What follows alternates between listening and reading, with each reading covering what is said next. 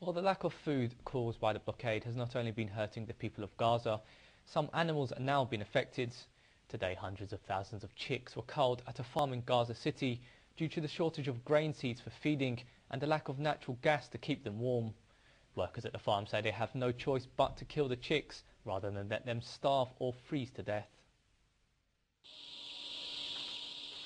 Within this chick hatchery in Gaza City this morning, tens of thousands of one-day-old chicks were stacked into crates before being culled.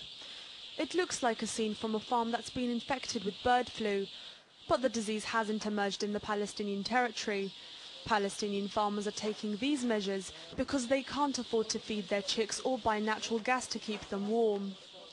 Mahmoud Fallouha, the senior manager of the hatchery, said that due to the Israeli-led embargo imposed on Gaza, all their food and natural gas supplies have been completely used up. He said his only remaining option was to slaughter the one-day-old chicks rather than have them starve or freeze to death. الحصار اللي مفروض على قطاع غزة مع بداية هذا الشهر أدى إلى نفاذ تماما مخزون الأعلاف وكميات الغاز.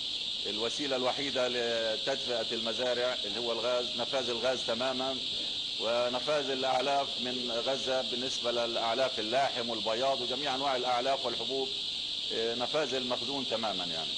فطبعا لا يوجد بديل غير إعدام هذه الطيور. Fallouha also added he could not see a resolution to the embargo anytime in the near future. مع إنه فاقدين الأمل إنه يصير أي حل، راح نتم يعني نعدم الجزء الباقي من الكميات الموجودة يعني. The Ministry of Health in the Gaza Strip said that due to the Israeli embargo, all kinds of grains have not been allowed into the territory, grains which make up the diet for these kinds of birds.